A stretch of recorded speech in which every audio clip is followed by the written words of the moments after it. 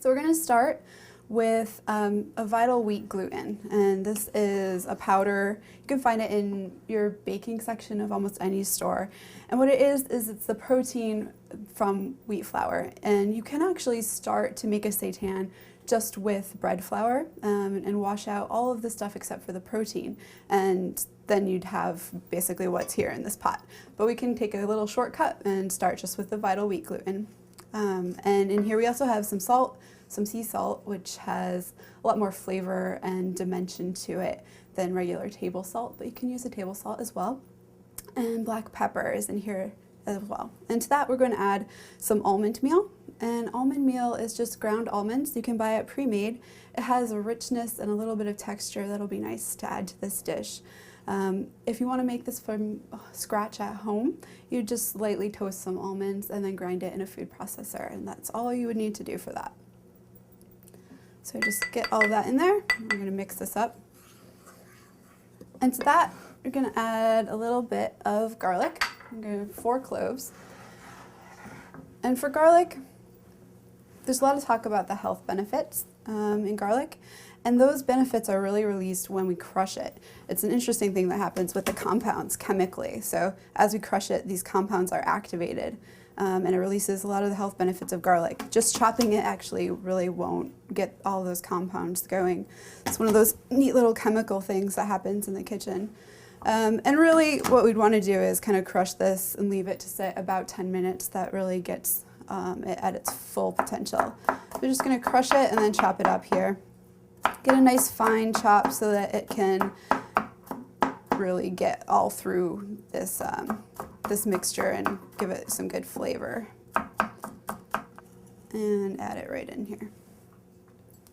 Then we're going to stir the garlic in here. And the reason we want to do all this now, get all these dry ingredients mixed well, is because once we add water to this, this is a mixture that's really starved for liquid. So once we add it in there, it's just going to soak it all up, and it's going to become a very wet dough that will be hard to incorporate other things into.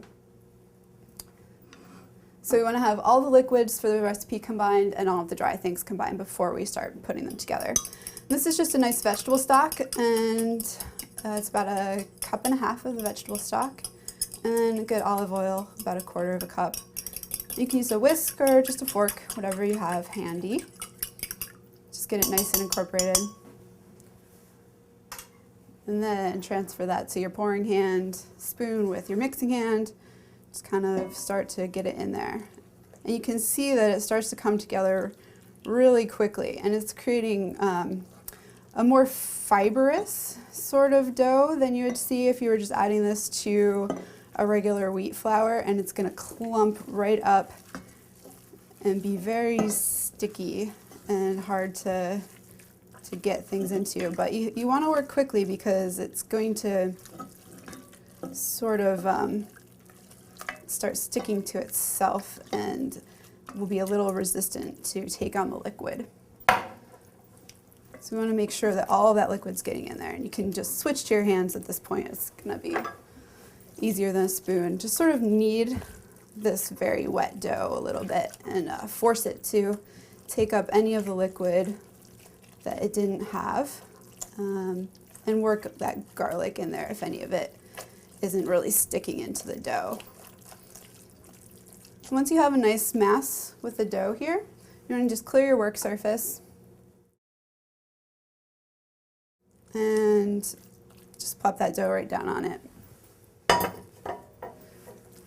We're going to work to keep this all together.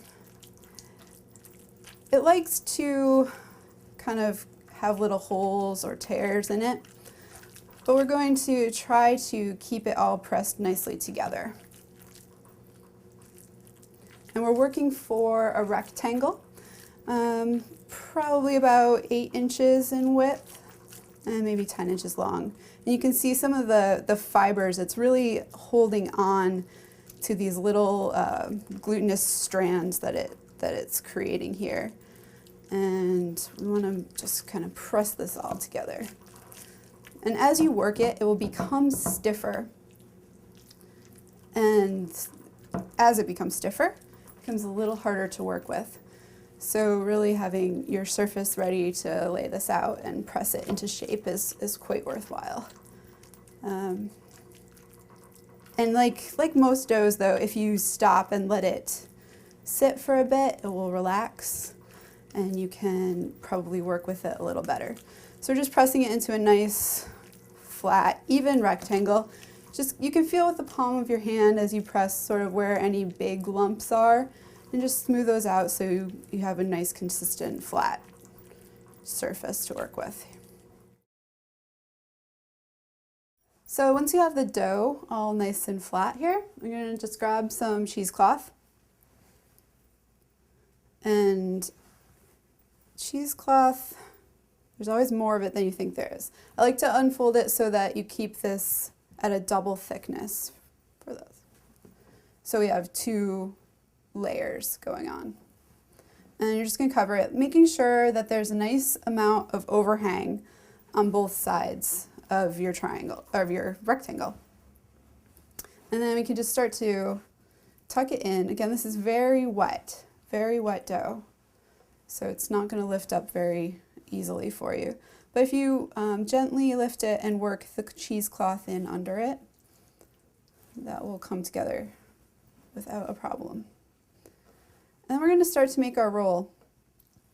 And just by lifting it up here, just start to roll it toward us.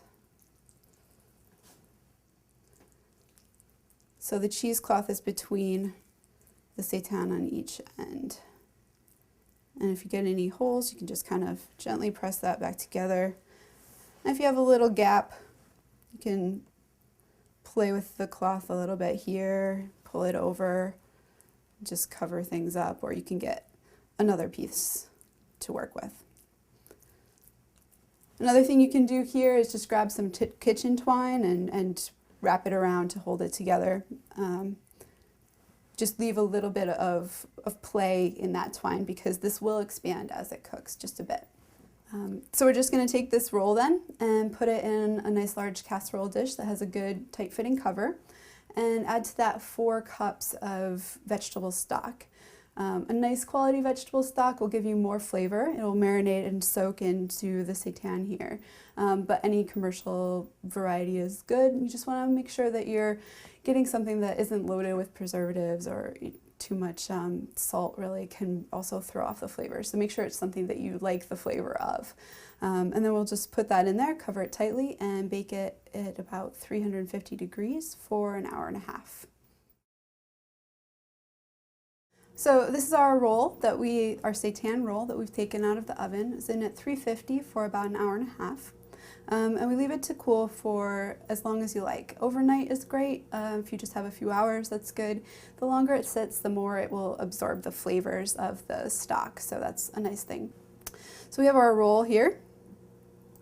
And just lift it out. And make sure that we keep as much of the stock in the pot as possible. So the cheesecloth has a good bit of moisture in it right now.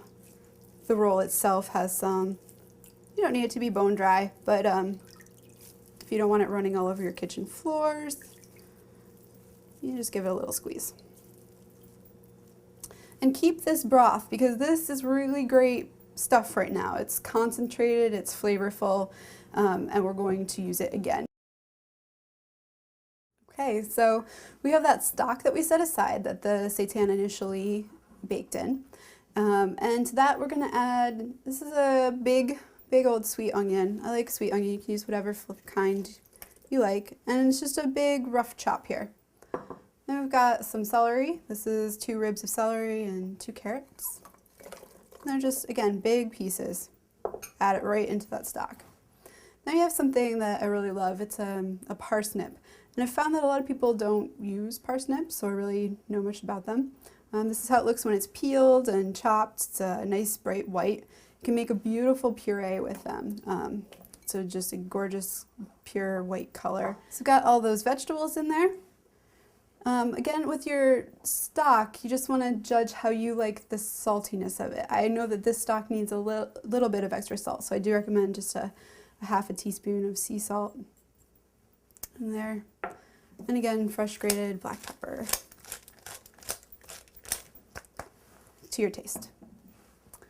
And then to this, we're gonna add a cup of apple cider. So fresh apple cider goes in there. This is another great local apple cider. It just has a lot of flavor and a sweetness that'll complement the figs and the stuffing as it works into the seitan.